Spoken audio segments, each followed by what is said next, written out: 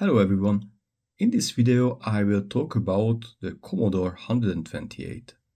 It is an interesting machine because of many things. It was not just born after the departure of the company's founder, Dremel, but not like the TED series, it was completely independent of him. After the development of the C64, there were several exodus from the company. The engineers who developed Commodore's successful machines left the company, largely because of Dremel. Some of them didn't like the way he treated them, and after his departure, the others followed him to Atari. So the development of the new machine started similar to VIC-20 or C64, so it was again a strange way, driven mainly by engineers, but the reasons behind was totally different. In 1984, the C64 was still gaining momentum. The marketing team interpreted it a strange way because they said there was no need for an additional machine to substitute the C64. Of course, the engineers saw that this was completely stupid and voiced this. From a technical point of view, they saw that it would be worth developing one last 8-bit machine between the just acquired Amiga and the C64. Robert Russell, as a senior engineer, put it in a kindly delicate way, but Bill Hurt, who worked on the LCD project, was not that kind. And in the absence of the proper management, Hurt also took control of himself. At this point, he worked on the LCD project, but there was another project called D128. The engineers who worked on this second project asked for his help, but he quickly took over the management of the D128, a bit like Jobs did with the Macintosh. He passed the development of the LCD computer to David Heine, but soon after he was also called to develop the new computer. The team quickly expanded with a few more engineers. Their names can be taken from BASIC. The original project name was changed to C128, and the basic principles were laid down. 128 kilobyte of memory, memory management unit, and C64 compatibility was on the paper. It is important to note that at that time they were not really thinking about full compatibility. So the development of the C128 was started by the engineers, not by the management, and the goals were approved by the management afterhand. The small group quickly earned a new, I don't know how to say that, it's not very honorable name for their behavior, the C128 animals. What is interesting, even the upper management referred to them as such. The middle management tried to corner them, but there was nothing they could do with the engineers who regularly slept in the office and worked day and night. Perhaps this was also the reason they were able to develop the machine more or less undisturbed. Of course, they were connected to other departments. The marketing department gave the news about the new machine, where they already stated full C64 compatibility. At the first glance, it sounded crazy. I think it was the point where they started to over-engineer the machine. The original D128 was planned to use a video chip, the VDC, that could display 80 by 25 characters, or in graphics mode, 640 by 200 pixels. However, this new VDC was not compatible with the VIC-II used in the C64. It had higher resolution, but it had, for example, no sprites at all. In exchange, we got more features, for example, the better new basic variant, the V7, and also more characters and more memory, of course. All these features push towards a more business-oriented direction. But for games, sprite handling was much more handy. However, there was another problem with the MOS 8563. The VDC went through many revisions before it even started working. Additionally, there were design flaws. For example, there was no raster interruption and its documentation was incomplete. But even after many revisions, there were problems with the overheating. The reason behind these issues was very simple. The engineers who designed the VIC and the C chip, they just left the company, so there were lack of knowledge how to plan such difficult chip or redesign the existing VIC-II. But they promised C64 compatibility, right? This is why VIC-II was also needed for the machine. In the absence of the engineers who designed the chip, it only underwent minor modification, no major redesign was done. This meant that they were tied to the 1 MHz clock speed specified for the C64. The SID, which is the sound chip, also came from the old machine with similar parameters. The processor was also just a new descendant of the 6502. Instead of the new 16-bit CPU designed by Milmensch, they stayed with the 8-bit 2 MHz capable 8502. The 16-bit CPU would have been a logical step because it was also 6502 compatible by default. For example, at Apple, they choose this CPU for the Apple IIgs. That way, Wozniak and his team achieved 95% compatibility at the system level, while representing a noticeable improvement. Due to many constraints, the result was that in C64 mode, the machine officially did not do anything more than its predecessor. Of course, I know it is possible to cheat because you can switch the CPU clock between 1 and 2 MHz when the VIC is not displaying anything on the screen, but it required full software control.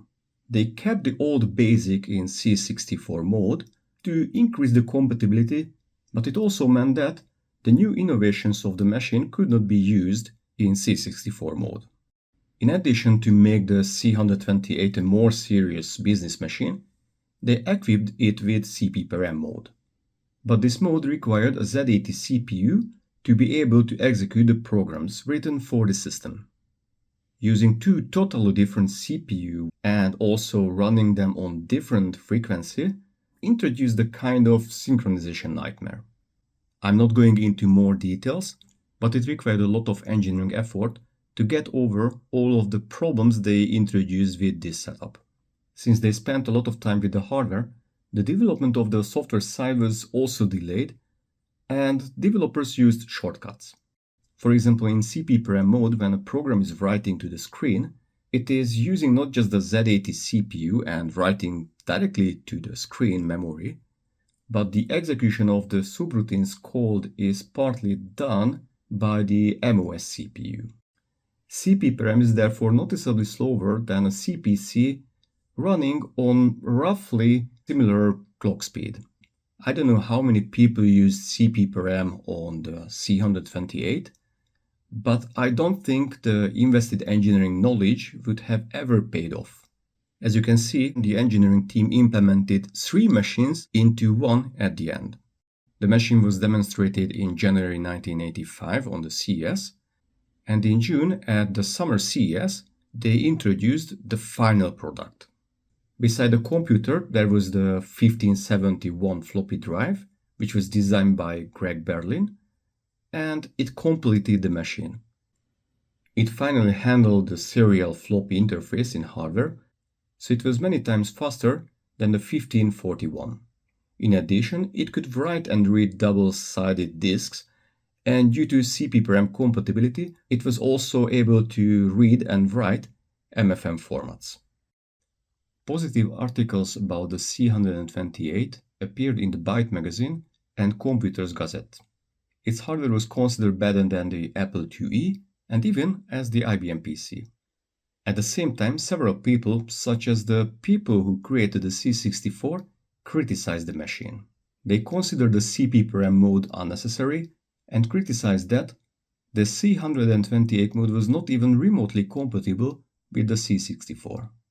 In case someone developed the program for C64 and the C128 native mode at the same time, a large-scale rewriting was necessary between the two. I will talk about this software side later on, but now let's take a look at the machines.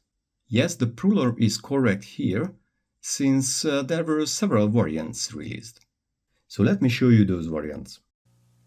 An Apple IIc, or the higher intelligence of the new Commodore 128. The Commodore 128 is expandable to 512K memory by adding this. To do the same with an Apple, you'd have to buy 3 more. The 128 has a built-in keypad. You'd have to buy a separate one. Graphics, the new Commodore 128 can paint rings around the Apple IIc. You'd have to add color sprites and 30-block graphics sets to come close. For 2 joysticks, you'd have to add another port. To match the sound, an Apple would have to add 2 more voices and 4 instruments. Plus, the Commodore 128 runs its own advanced programs, along with over 3,000 Commodore 64 programs. To do that with a 2C, you'd have to add a Commodore 64. Commodore 128 personal computer, a higher intelligence at a lower price. At the end, there were 3 sub-variants of the Commodore 128, and I think front of me is the most common one. This really looks like the Commodore 64C version, but it is slightly bigger. If I compare the 2 models, then the C64 is not as deep, so it's like, I don't know, 4 inches deeper, so something like 10 centimeters deeper, but it is not really wider than the C64. It was necessary to house the bigger PCB in this computer. I will open the case of this model, but before that, I show you one more variant. This is a very nice boxed Commodore 128. This is a DCR, and I'm a little bit proud of this box because the computer inside, I think it was never turned on. I'm not sure, but I bought this box from somebody and I've never ever removed it from the plastic. So it's still packaged as I bought it. So let me open the box and let me show you what is inside. So inside the box, I have the booklets.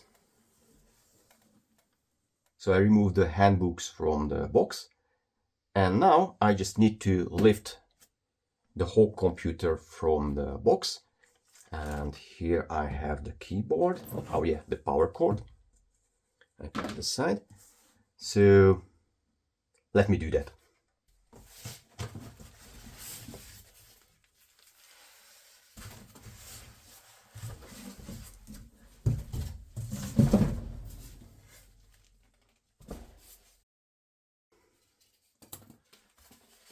So right now I have here the Commodore 128. This is a DCR version.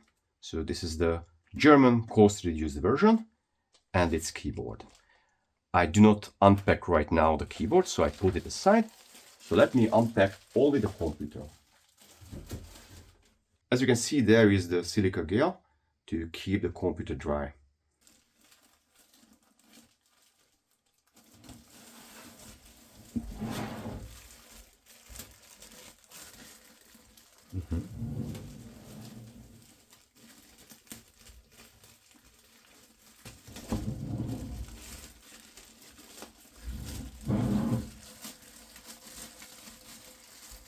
Let me open the keyboard as well. So I have here this computer. It looks like a PC, or it's better to say it looks much more serious. I don't know why, but people started to consider C64 as a toy computer, so home computer for games. So Commodore made this desktop version, which really looks like a serious computer. In fact, it is nothing more, just a separated keyboard and an integrated floppy drive. It has similar connectors like the C64. So if I show you this side, I have the keyboard, of course, because it has the external keyboard, the cassette port. I have the 2 joystick ports here, reset button. I don't know what's this drive reset. Yeah, it is resetting the floppy disk. And on the back side, we have the expansion port. This is where we can plug the cartridges, serial, video, and the other, the RF video. So this video output is for the VIC-II. I have here additional connectors the user port, and what is much more important in our case, this is the RGBI connector, which is an IBM compatible, so IBM CGA compatible output. It can display 640 by 200 pixels, but this is a revised version because there were 3 versions.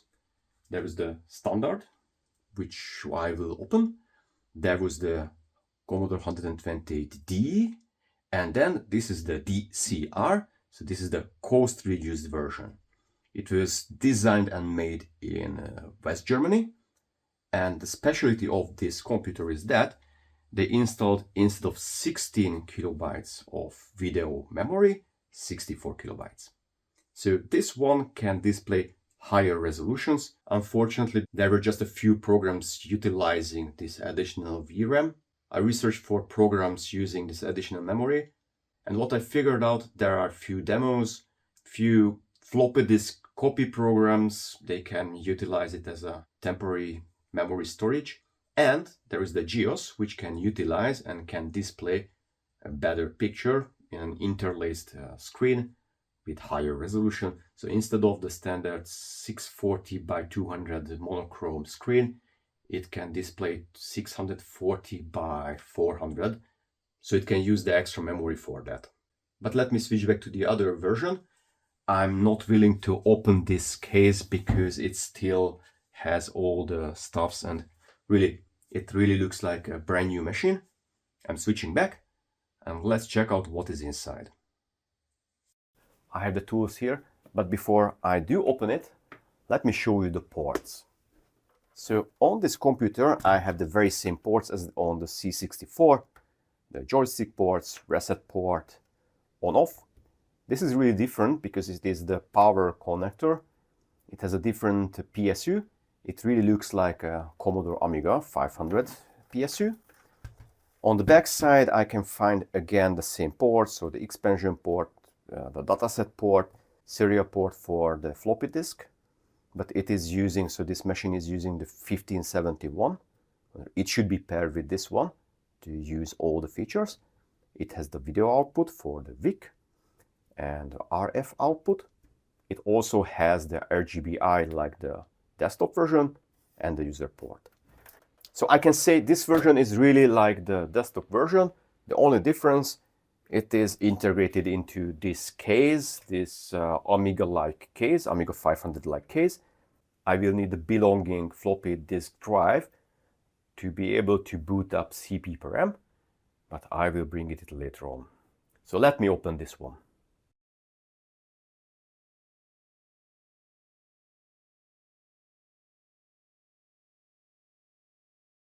So this is the first stage. I just removed the keyboard part. This keyboard is the very same as I have for the DCR.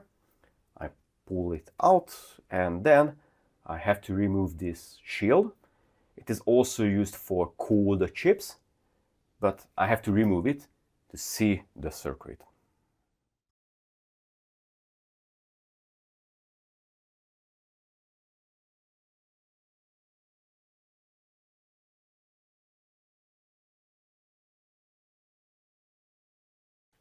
Okay, so I have removed all the screws and the shield. And let me position in the center and zoom in. Okay, so I zoomed in to show you a better picture. And what do we have here? Under this cover, if I can remove, yeah, I can remove it. We have the video circuit. So this is the motherboard, and I'm so lucky because it has expanded memory for the VDC. But let's check out what kind of chips do we have here. Let's start with the CPUs. Yes, it has 2 CPUs. The Zilog Z80 is used for CP/RAM, and we have this 6502 compatible MOS variant. It is just really compatible. It has few additional lags and almost that's it. We have the memory here. So this is 2 times 64 kilobytes. One memory module or one chip is 64 kilobit. 8 of them, 64 kilobytes, 2 times, it's 128 kilobytes. We have ROMs, a lot of ROMs. Those are required for all the modes. So there is 4 kilobyte ROM for the CP/RAM mode. There is the C64 mode, so it has 20 kilobytes for that. And it has additional 64 kilobytes for the native mode. Why do we need 64 kilobytes instead of the 20? It is a huge change compared to the C64. It is partially because the new basic version, because it itself requires 32 kilobytes of memory. The new kernel requires 16 kilobytes of memory. And there is the C128 BIOS EPROM content, which is located in an additional 16 kilobytes ROM. Under the hood, we have the VDC with the memory for the VDC. And I'm lucky here because if you check it out, this one is the 4264. So the pair of these means 64 kilobytes. So this motherboard is the same what I do have in the DCR. And this chip is the VIC-II, but it is not the same what we can find in the C64. It is a little bit expanded to have more legs because it got more functions. But in fact, no additional features can be utilized. So it has the same resolutions and sprite capabilities like the C64. Here we have the SID chip. Again, it has no additional features. We have two more chips to control the inputs and outputs. As you can see, this motherboard has much more components compared to C64, which means the production cost of this motherboard was much higher than the PCB of C64, especially if I compare to the smaller PCB produced for the cost-reduced C64s.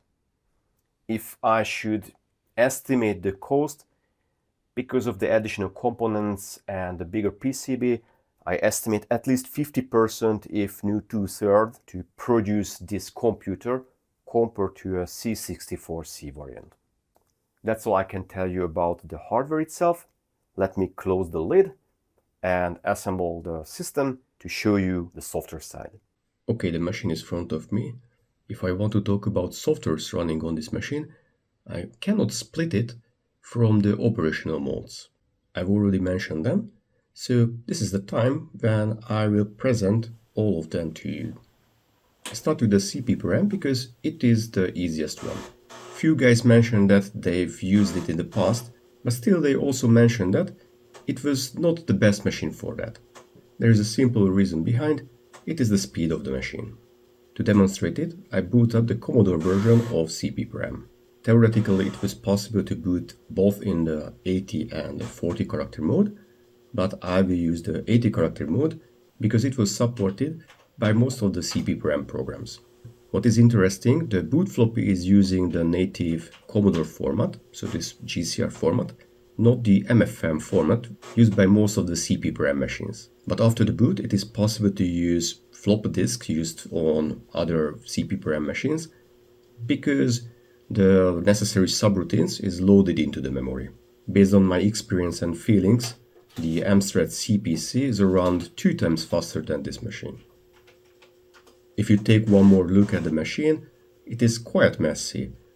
On the right side you can find a 1571 floppy disk drive and a PSU, and there is the CGA monitor. What is really disappointing, if you want to use the 40 character mode, you have to switch the monitor. I know there are few monitors, those can be used in dual mode, so you can switch between the two modes, but you cannot use at the same time. So either you have the 80 characters nice screen, which is really good for production, or you have the 40 characters, what you can use for games because it is compatible with the Commodore C64. So let's switch over to the next one. At the same time, let me show you what can you do with all this mess and cables to get a more professional look. As you can see, the best solution is to use the desktop version, so either the D or the DCR version. I kept the monitor, so this is the same CGI one, and I use the RGBI output of the machine. If I turn on the machine without the CP/RAM floppy disk, then it is starting in the C128 native mode. As I'm using this monitor, I have to switch the machine to 80 character mode. This mode is great for office programs, and I want to show you one of them, which is the GEOS. Because if I put next to it the C64 version, the difference will be visible at the first glance. As far as I know, just a few programs use this mode, but the VDC was not that dumb as I described it until now. Recent demos exploited its features, and it can present pretty nice pictures, especially if we have this variant of the machine with 64 kilobytes next to the VDC.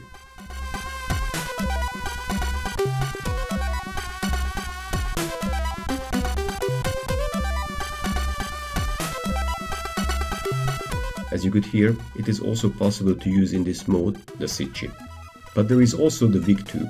If I switch the machine to the 40 character screen, then it will use the VIC-II. But for that I need an extra monitor. As I mentioned, I have a Philips monitor which can display both the TTL and the normal video mode, but unfortunately it stopped working. I don't know, it is striking or I don't know what it is doing, but I use this opportunity to show you one more funny thing. So now I can turn on this machine and use either the 80 character mode with the TTL monitor or the 40 character mode with the video monitor. But it is possible to use both at the same time. Even it is possible to switch over between the two from BASIC. It is possible because the monitor on top of the machine is driven by the VDC, while the VIC-II is used for the other one. This setup can be very handy if someone is a developer, because it is possible to display, for example, the code on the left side, while it is possible to run some graphics with sprites on the right one. So that way it is possible to use the advantage of both, the sharper text screen and the features of the VIC-II. Unfortunately, both modes of these C128 native modes were quite rare. It is possible to find programs, but if I compare the software library between this machine and the C64, then what I can say, really, it is just a fragment compared to the C64. But let me select at least one of them.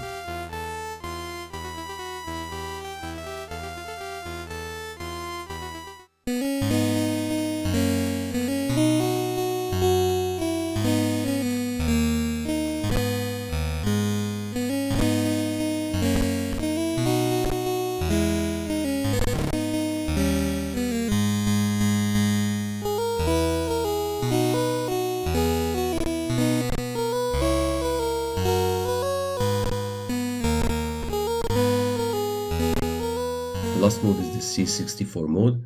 The machine is almost 100% compatible. I can even use a cartridge designed for C64. But if I use C64 programs, then I lose all the features of this new machine. And unfortunately, it was the case most of the time. There are ways to detect if a program is started on the C64 or on a C128.